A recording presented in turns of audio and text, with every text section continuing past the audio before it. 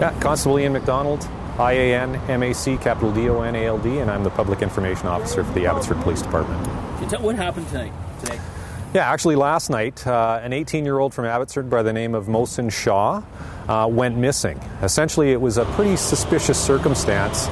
He had contacted a friend and in a panicked phone call told the friend that he was in some form of trouble.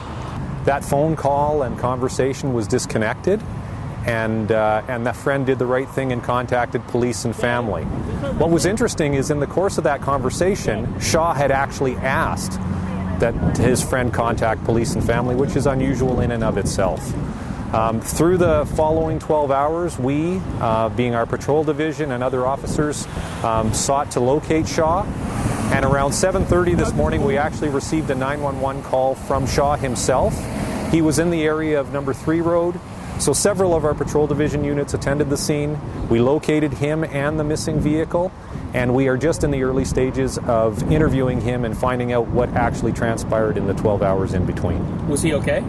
Yeah, he, at least on the surface, didn't have any life-threatening injuries. He seemed to be in good health, and obviously he was well enough that he could be interviewed by our members.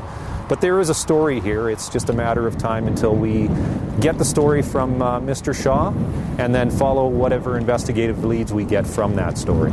Initial reports that came over scanners and everything else said that he said he was kidnapped. Is there any validity to that? Yeah, at this point in time, I would like to say that we're keeping all investigative options open.